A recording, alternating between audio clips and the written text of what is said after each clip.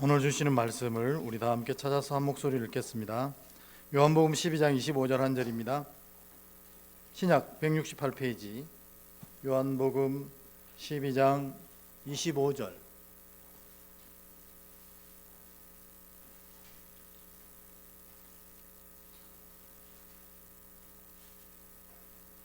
요한복음 12장 25절 한 목소리로 같이 읽겠습니다. 시작. 자기의 생명을 사랑하는 자는 잃어버릴 것이요 이 세상에서 자기의 생명을 미워하는 자는 영생하도록 보존하리라. 아멘. 옆뒤로 한번 인사하겠습니다. 추운 날씨에 건강 조심하십시오. 함께 인사합니다.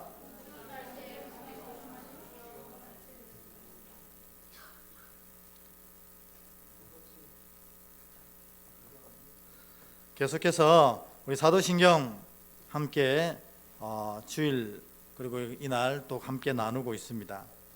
지난 주일 얘기는 믿음과 믿음의 고백에 대한 얘기였습니다. 여러분, 믿음이 뭡니까? 이렇게 물으면 굉장히 대답하기가 어렵지요. 근데 알고 보면 참 간단합니다. 믿음은 예수님을 주인으로 섬기는 것이 믿음입니다. 그거 외에 없습니다. 믿음에 대한 아무리 긴 소리를 해도 진짜 당신의 주인이 예수님입니까? 이렇게 할 때 아멘 될 때 그게 믿음입니다. 그러면 믿음이 그거면 그러면 믿음은 성장합니까? 라는 질문이 성경에 많이 있습니다. 여러분, 예수님이 주인입니다. 이렇게 고백하는 게 어떻게 성장을 합니까? 성장을 합니다. 어떻게 성장합니까? 예수님이 주인 되시면, 예수님이 하나님 되시면, 예수님이 나의 구원자 되시면 그때 이 고백이 있은 이후에 그 다음 믿음이 성장하면 그분의 말씀이 믿어지기 시작한다는 겁니다. 여러분, 주님의 말씀이 믿어지십니까? 그대로 이루어질 줄 믿습니까? 이렇게 믿어지면 믿음이 성장한 것입니다. 어린아이에서 예수 믿습니다. 예수 믿음으로 말미암아 구원의 자격을 허락받습니다. 여기서 이제 주님이 하나님이시니 그분의 말씀도 하나님의 말씀임을 믿기 시작한다는 겁니다. 그래서 성경 말씀을 볼 때 이런 마음이 있어야 은혜가 되는 거예요. 이게 하나님 말씀이라고 고백되어질 때 하나님이 나를 향해 선포하신 말씀이라고 믿어질 때 그때부터 은혜가 되는 것입니다. 그러면 믿어지면 어떻게 됩니까? 또 더 성장합니다. 믿어지면 그제서 이 말씀을 순종할 수 있게 되는 것입니다. 그러니까 이제 주님을 믿은 사람들에게 주의 말씀을 순종하라 순종하라 아무리 얘기해봐야 순종이 안 됩니다. 왜냐하면 어린아이에게 달려가라고 소리치는 것하고 똑같기 때문입니다. 어린아이는 걷는 것 자체도 힘들 때가 있습니다. 그래서 교회 안에도 어린아이가 있고 청년이 있고 그 다음에 아버지가 있다고 우리가 얘기하지 않습니까? 어린아이는 예수를 구주로 고백하는 자들입니다. 이제 그 믿음이 싹튼 자들입니다. 그러나 예수를 믿지만 그분의 말씀이 진짜 하나님의 말씀으로 믿어지지는 않는 상태일 수 있습니다. 그러니 예수를 믿고 교회를 나오지만 말씀이 하라고 하는 대로 순종하지 못하는 거예요. 왜? 안 믿어지기 때문에. 그런데 믿음이 자라나면 이 말씀이 믿어지기 시작하는 거예요. 그래서 오늘 우리 성경 공부반에서도 그런 말씀을 나누었거든요. 시편 23편을 읽는데 울컥하는 겁니다. 왜 울컥합니까? 첫 절부터 여호와는 나의 목자시니 이렇게 고백하는 거예요. 그리고 여호와가 목자로 고백되어지는 자에게 부족함이 없다라고 선포하는 겁니다. 여러분, 이 말씀이 믿어지십니까? 이 말씀이 믿어져야 울컥되는 거예요. 하나님이 내 목자 되셔서 나를 부족함 없이 이끌어 가시는구나. 하나님 나를 이끌어 가시는데 어디로 이끌어 가십니까? 쉴만한 물가, 푸른 초장 이끌어 가신다는 것입니다. 벅차지 아니할 수가 없습니다. 왜? 이 말씀이 내게 이루어지기 때문에 그렇습니다. 하나님의 말씀은 다 살아계셔서 말씀대로 이루어지는 것입니다. 누구에게요? 이 말씀이 믿어지는 자에게. 그런 분이 있습니다. 성경 신앙생활을 아주 오래 했는데 은혜를 못 누렸어요. 예수님 살아계셔요? 근데 왜 나는 그거 한 번도 경험 못하죠? 여러분 그런 분에게 뭐라고 대답하시겠어요? 그 은혜는 말씀이 믿어지는 사람에게 나타나는 은혜거든요. 그래서 여러분 기도하실 때 예수를 구주로 고백되어졌으면 그 다음에 내가 이 하나님의 말씀이 진짜로 믿어지는지를 확인해 봐야 돼요. 아멘. 이 말씀은 나에게 하시는 말씀이야. 하나님의 말씀이요, 내게 이루실 말씀이라는 믿음이 있으면 그때부터 그 말씀의 역사가 그에게 부어지게 되는 겁니다. 이렇게 되면 청년이 되는 겁니다. 믿음의 청년. 말씀이 믿어지는 거예요.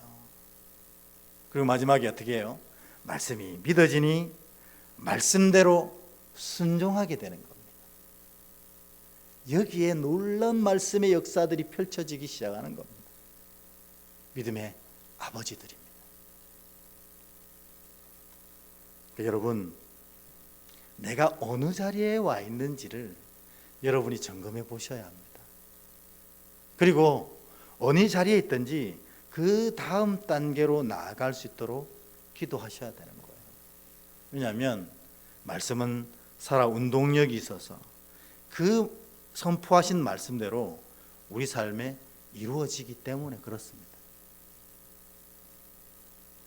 여러분 모두가 말씀이 믿어질 뿐만 아니라 내 마음과 내 뜻과 맞지 않아도 하나님이 말씀하셨기에 순종함으로 말미암아 그 말씀이 이루시는 놀라운 은혜를 다 경험하시는 여러분 되길 축복합니다. 아멘입니다. 이건 진짜 아멘이어야 해요. 이걸 아멘 못하면 믿음의 인생이 행복하게 펼쳐지지가 않고 믿음의 삶이 의무가 되고 괴로움이 될 수 있다는 겁니다. 지난주일 성경에 사도신경에 나타난 두 사람에 대해서 배웠습니다. 이 사람은 사실 상징적인 걸 말하는 거예요. 막달라 마리아도 동정녀 마리아도 예수님의 육신의 어머니로 대단한 일을 했습니다. 본디오 빌라도도 예수님 사역의 역사 가운데 아주 중요한 역할을 하긴 했어요. 예수님을 십자가의 길로 안내했으니까. 그러나 더 큰 의미는 뭐예요? 말씀을 향한 인간의 두 반응을 대표한 것이라는 겁니다. 막달라 마리아는 자기가 그 말씀대로 내게 이루어질 때 죽음을 각오해야 되는데도 말씀이기에, 말씀이 믿어지기에 그 말씀이 내게 이루어지기를 고백한 겁니다. 순종한 거예요. 그랬더니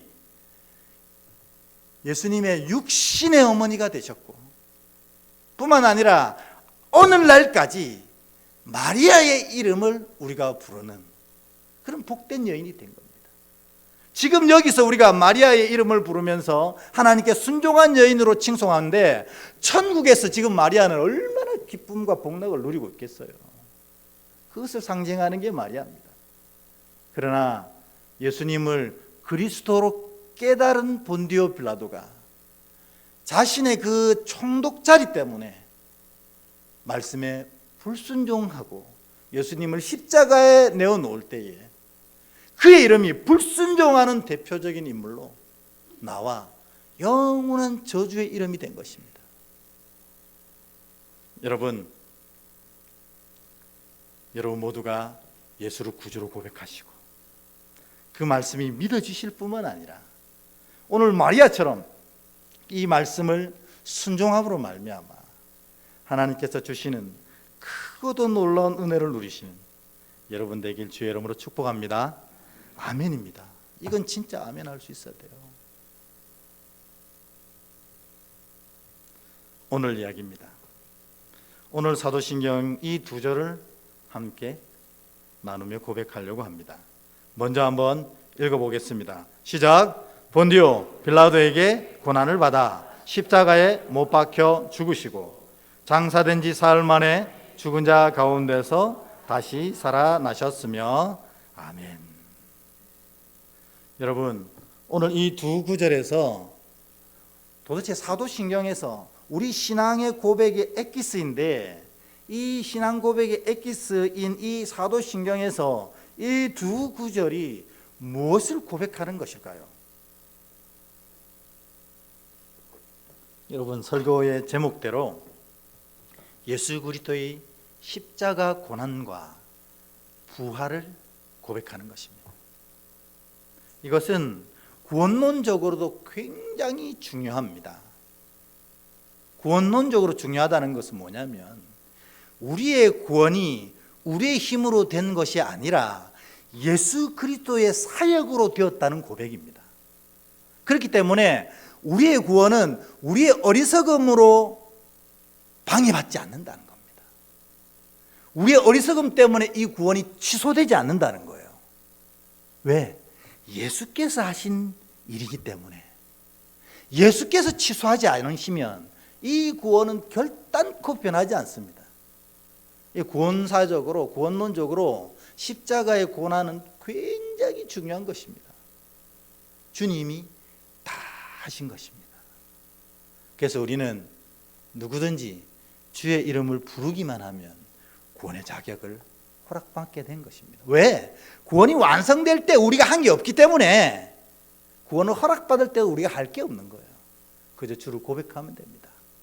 그런데 이게 구원사적으로 왜 또 부활이 중요하냐면, 예수께서 우리를 구원하셨다는 사실을 참인지 거짓인지 어떻게 하냐는 거예요. 뭘로 확정하셨어요? 부활로 확정하신 거예요. 그래서 이게 진짜 구원사적으로 변할 수 없는 진리라는 사실을 고백하게 된 겁니다. 그런데 이게 구원사일 뿐만 아니라 은혜론에서도 매우 중요한 고백이라는 것입니다. 첫 번째로, 주님이 십자가에 고난 당하셨는데 이것부터 조금 정리하고 넘어가려고 합니다.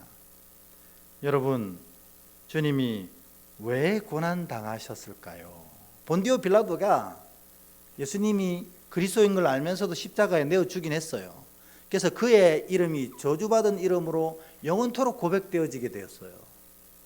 그러나 주님이 이 빌라도 법정에 가게 된 원인이 뭘까요? 누가복음 19장 47절에 보면 정확하게 기록되어 있습니다. 예수님을 십자가에 내어준 자들이 누구인지 명확하게 기록된 거예요. 우리 갈로 안에 있는 것은 안 읽어도 됩니다. 그건 제가 해석한 거기 때문에 갈로 안에 있는 거 말고 읽도록 하겠습니다. 시작. 예수께서 날마다 성전에서 가르치시니 대제사장들과 서기관들과 백성의 지도자들이 그를 죽이려고 꾀하되 라고 되어 있습니다. 그러니까 예수님을 본디오 빌라도의 법정으로 끌고 간 세 주역이 나오는 겁니다. 첫 번째 주역이 뭐냐면 대제사장입니다. 두 번째 주역은 서기관들입니다. 요즘으로 치면 신학자요 율법학자들입니다. 성경에 대해서는 모르는 것 없이 없는 성경 박사들입니다. 그리고 백성의 지도자들인 바리새인들입니다. 이슬은 얼마나 경건한지 평신도된도 불구하고 그 경건의 정도가 제사장보다 뛰어난 겁니다. 그래서 백성들이 바리새인들을 존경하고 따릅니다. 그런데 이들이 예수님의 그리스도 되심을 몰랐을까요? 성경에 보면 다 알았다고 해요. 여러분, 왜 몰랐겠어요? 이들은 예수님을 400년 동안 기다렸던 사람입니다. 예수님이 어느 지역에 오실지도 잘 알았고, 예수님이 흠모할 모양도 없이 이 땅에 오실 걸 알았고, 다 알았던 자입니다. 그가 오시면 사역이 어떻게 펼쳐질지도 성경을 통해서, 왜? 예수님의 사역이 성경이 다 예언됐기 때문에 모르지 않았어요. 그러니까 저렇게 행하는 자, 우리가 성경에서 그토록 찾고 기다렸던 그리스도임을 알았어요. 그런데 이 세 부류가 예수님이 그리스도임을 알았음에도 불구하고 왜 빌라도 법정으로 몰아내느냐는 거죠. 대제사장부터 볼까요? 예수님이 예루살렘에 입성하셔서 제일 먼저 행하신 일이 뭡니까? 성전 정화입니다. 대제사장들이 하나님과 이 백성들을 연결해서 하나님의 말씀, 하나님의 은혜를 선포하고 백성들의 기도로 하나님께 올려드리는 그 역할을 맡은 대제사장이 장사치들과 결탁하여서 이문을 남기고 있었던 겁니다. 성전 안에 장사를 하면 안 되는데 성전 안에 다 장사를 불러드립니다. 왜요? 여기서 사야만 하나님이 받으신다 선포하는 겁니다. 그리고 여기에서 나오는 수익의 50%를 대제사장이 가져갑니다. 그러니 장사는 장사잖아요. 그러니까 나머지 50% 갖고 남질 않으니 이것을 엄청나게 비싸게 파는 거예요. 근데 여기서 사지 아니하면 재물로 인정하지 않으니 모든 순례자들이 여기서 재물을 사 비싼 가격으로, 몇 배로 비싼 가격으로 사서 하나님께 드리게 됩니다. 그런데 비쌀 뿐만 아니라 예수님이 탁 와서 보니까 전부 상품의 가치가 없는 것들만 파는 거예요. 예수님이 너무 화가 나셨습니다. 근데 그 옆에 보면 또 이 환전상이 있어요. 환전상이. 왜 환전상이 있었을까요?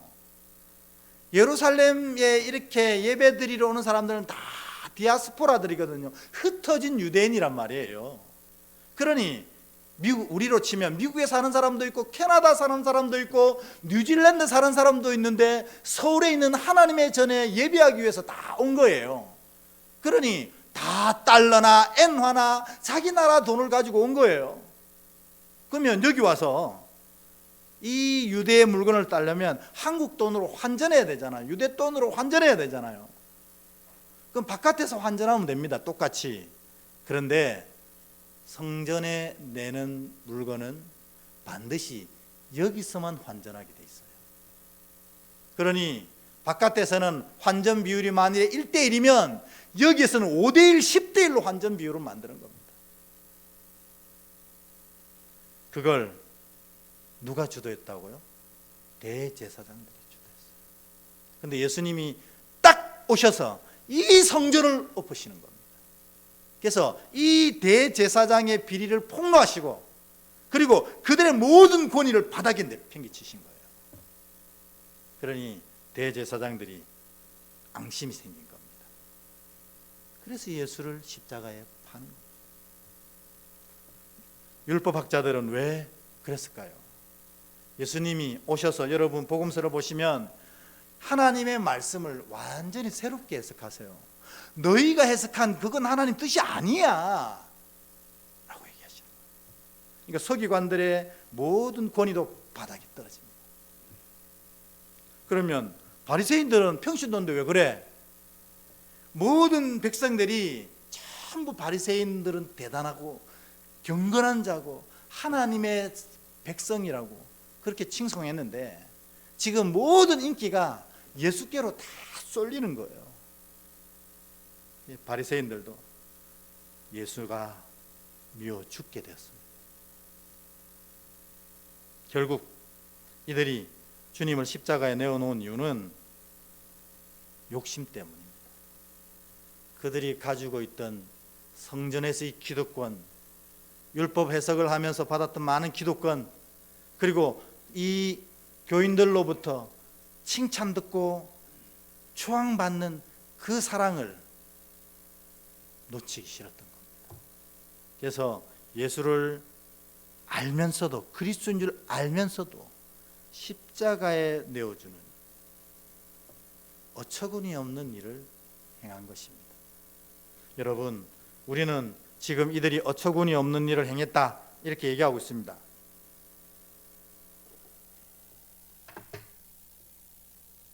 우리도 이 욕심에 자유로울 수 있습니까? 우리도 우리 욕심에 저촉이 되거나 방해가 되면 똑같이 행동하고 있지 않습니까? 그래서 욕심을 신약에서는 죄의 출발점이라고 부르는 겁니다. 욕심이 잉태하여 죄를 낳고 죄가 장성하여 사망에 이른다고 하는 겁니다. 욕심의 가장 간단한 정의는 이겁니다. 하나님이 허락하시지 않는 것을 탐내는 것이 욕심입니다. 주님은 자녀에게 필요한 모든 것을 다 채워주시는 분입니다.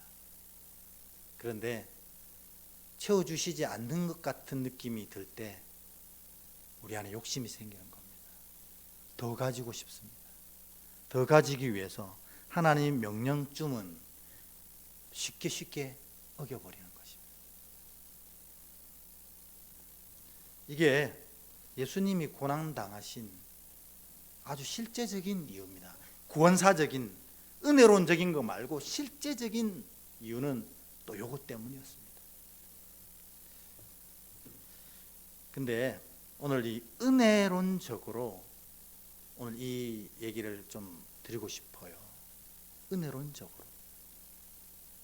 그게 뭐냐면 예수님이 고난을 당하시면서 우리 인간의 모든 고통과 고난을 직접 체험하셨다는 겁니다. 히브리서 4장 15절이 그렇게 고백합니다. 같이 한번 읽어보겠습니다. 시작. 우리에게 있는 대제사장은 우리의 연약함을 치유하지 아니하는 자가 아니요 모든 일에 우리와 한결같이 시험을 받은 자로 돼 죄는 없으시니라. 아멘. 주님이 이와 같은 고난을 당하신 이유는 우리 인간이 겪는 가장 처절하고 비참하고 밑바닥 같은 고통을 다 체휼하신 것입니다. 몸소 경험하신 겁니다. 그러니까 이게 왜 은혜론적으로 중요하냐면 우리가 당하는 모든 아픔과 모든 고통을 주님은 너무 잘 이해하신다는 겁니다. 체휼하셨기 때문에. 사람의 비난, 조롱, 권모, 술수, 고통, 배신, 눈물, 연약함, 아픔, 이것 주님 다 경험하신 것이 십자가 고난의 은혜론적 상징입니다. 그러니까 여러분이 지금 마음속에 담아 놓고 있는 그 아픔과 눈물이 무엇이든 우리 주님이 다 아십니다. 다 아신다는 말은 뭐겠어요? 다 해결하실 거라는 겁니다. 오늘 여러분 기도하실 때 여러분 안에 있는 이 아픔들 주께서 아신다는 고백, 이것이 중요합니다. 왜냐하면 말씀이 믿어질 때 역사가 일어나는 거거든요. 주님이 진짜 다 아십니다. 다 체휼하셨기 때문에 그냥 머리로 아시는 게 아니라는 거예요. 그냥 이렇게 지켜보니 힘들겠구나 이렇게 아시는 게 아니라는 거예요. 몸소 다 당해보신 거예요. 인간의 모든 연약함과 고통을 당하신 주님께서 인간을 너무 잘 아셔서 우리를 위해 그 모든 문제를 해결해 가신다는 것입니다.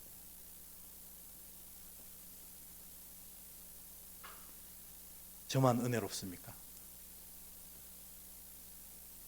여러분, 이 사실을 믿으시길 축복합니다.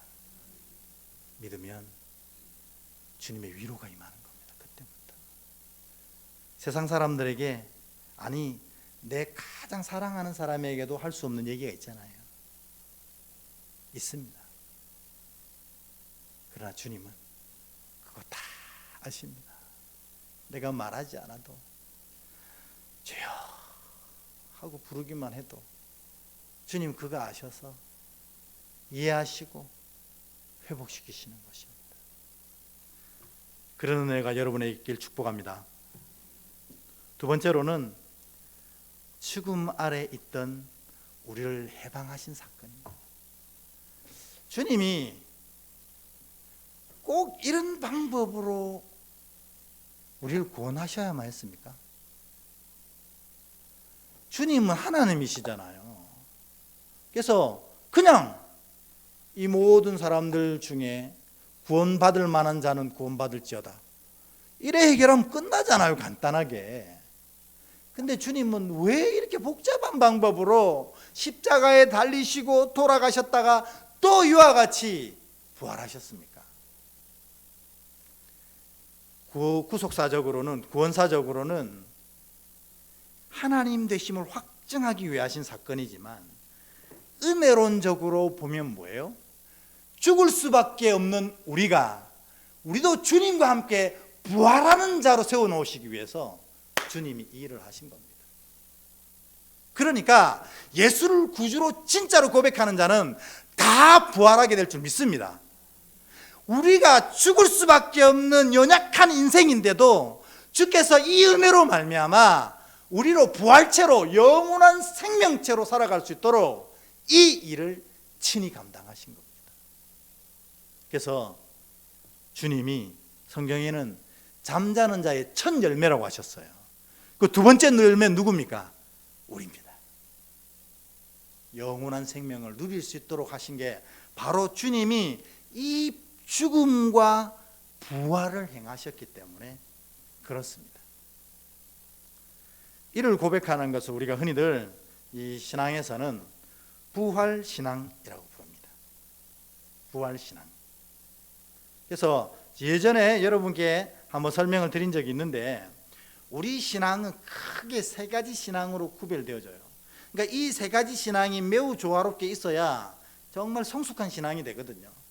첫 번째 신앙이 뭐냐면요, 창조신앙입니다. 창조신앙. 이 창조신앙이 바로 잡혀야 진짜 신앙이 시작되는 겁니다. 여러분, 우리를 누가 만드셨어요? 그게 창조신앙입니다. 우리를 하나님 만드셨으면 우리를 고치시는 분 누구입니까? 그게 창조신앙입니다. 우리를 만드실 뿐만 아니라 하나님이 이 세상도 창조하셨잖아요. 그러니까 이 세상의 운행도 하나님이 책임지시는 겁니다. 우리는 그 안에서 살아갈 뿐입니다. 하나님이 만드시고 하나님이 운행하시고 하나님이 완성하시는 그 시간을 우리는 그저 믿음으로 살아갈 뿐이라는 게 창조신앙의 핵심입니다. 그러면 우리 인생을 누가 다 하시는 거예요? 하나님이 다 하시는 거예요. 이게 진짜 신앙입니다. 여러분, 진짜 여러분을 하나님이 지으신 줄 믿으십니까? 이게 믿어져야 돼요. 그래야 주님을 주님으로 고백할 수 있고 주님의 말씀을 진짜 주님의 말씀으로 여길 수 있다니까요. 나를 지으신 분, 이 세상을 지으신 분이 주님의 뜻대로 나와 이 세상을 이끌어 가실 때에 내가 그 주님의 말씀에 온전히 순종할 수 있다는 겁니다. 이게 창조신앙의 핵심이에요. 그래서 믿음이 굳건한 자들은 이 창조신앙으로 자리하고 있습니다. 두 번째가 바로 부활신앙입니다. 부활신앙, 아까 얘기했던 대로 뭐죠? 하나님이 우리의 모든 고난과 아픔을 다 이해하신 분이고 이 모든 고난과 아픔을 그저 두시는 게 아니라 부활로 영원한 생명으로 회복시키시는 분이다. 이게 부활신앙이에요. 그러니까 초대교인들은 진짜 엄청난 박해 가운데 신앙생활을 했잖아요. 그래서 왜? 로마에 있는 모든 이 흉흉한 일들의 원인을 다 그리스도인 때문이라고 로마 황제가 선포합니다. 그래서 로마에 있는 모든 일들 그리스도인 때문이니 그리스도인들을 죽이면 이 모든 일들이 다 해방된다고 선포합니다. 그래서 그리스도인을 죽이는 데 로마의 모든 백성들이 눈이 뻘개집니다. 그래서 이 땅에 살 수가 없어요. 그래가지고 바위를 파가지고 동굴을 파고 들어가 살게 됩니다. 예수 안 믿는다고 하면 끝나는 일이었어요. 나 예수 안 믿을 겁니다 하면 끝나는 일이었어요. 근데 예수님이 창조주요, 우리의 주인 되시고 구원자 되시고 우리를 영원한 생명으로 이끌어 가실 분임을 알기 때문에 그럴 수가 없었던 거예요. 그래서 굴을 파고 들어가서 평생 햇빛 보지 못하고 거기서 천국으로 가는 사람들이 많았습니다. 근데 이분들, 여러분 속 안 상했을까요? 내가 괜히 예수 믿어갖고 이런 일을 당하지. 그까짓 거 뭐 예수가 뭔데 그거. 한번 얼굴이라도 봤나 내가. 그냥 모르는 척 나 이제 예수 안 믿을래요 하면 끝나는 일을 내가 왜 이러고 있을까? 이 고통은 언제 끝날까? 이 굴은 언제쯤 나갈 수 있을까? 그렇게 하지 않았다는 거예요. 여러분 카타콤에 들어가 보면 벽에 뭐라고 쓰이는 줄 아세요? 할렐루야, 주님을 찬송합니다. 나를 영원한 나라로 인도하실 주님 감사합니다. 이런 고백이 써 있는 거예요. 그게 바로 부활신앙입니다. 이 삶의 모든 문제를 주님께서 다 회복시키실 것이다. 여러분 모두가 이 부활신앙으로 무장하시는 복된 자 되시길 축복합니다. 그러면 삶의 어려움이 아닙니다. 하나님이 회복시키실 것이기 때문에 기대가 되고 기다려지고 기도하게 되는 것입니다. 마지막 균형 잡힌 신앙은 종말론적인 신앙을 가지고 있습니다. 종말론적인 신앙이란 뭐냐면 이 세상에 끝이 있다는 거예요. 주님 재림하실 때 이 세상의 끝에 모든 자들이 그 믿음대로 그 삶의 모양대로 하나님께 심판받게 될 거다. 이게 종말론적인 신앙입니까? 그러면 반밖에 모르는 거예요. 종말론적인 신앙은 이 주님의 심판 너머를 바라보며 사는 게 종말론적인 신앙입니다. 이 세상이 끝날 때 우리는 진짜 세상이 시작된다는 것입니다. 그래서 이 짧은 인생, 이것을 바라보며 사는 게 아니라 영원한 그 인생을 바라보며 사는 게 종말론적인 신앙입니다. 그래서 종말론적인 신앙을 가지고 있는 사람들은 지금 여기를 위해서 모으지 않습니다. 그 나라를 위해서 모으는 겁니다. 지금 여기를 위해서 일하지 않습니다. 그 나라를 위해서 일하는 것입니다. 그러니 이미 그분은 여기에 살아도 하나님 나라를 살아가게 됩니다. 이게 바로 종말론적인 신앙의 모양입니다. 믿음이 온전히 균형 잡히면 이 세 가지 신앙이 우리 안에 딱 자리에서 흔들리지 않는 영원한 은혜를 누리며 살아가게 되는 것입니다. 오늘 사도신경 이 두 절, 우리가 읽었던 이 두 절은 이 두 번째 부활신앙을 고백하는 거였습니다. 창조신앙, 부활신앙, 종말론전 신앙이 다 여러분 안에 자리하면 좋지만 여러분 오늘 이 부활신앙, 고백되어진 이 부활신앙이 우리 안에 자리에서 환난이 은혜의 출발점이고 고통이 하나님 주시는 기쁨의 귀한 이 선물 포장지라는 사실을 고백할 수 있는 믿음이 여러분에게 딱 자리에서 우리 삶을 회복시키시는 주님의 놀라운 은혜를 경험하는 여러분들 되시기를 주의 이름으로 축복합니다. 우리 찬양하면서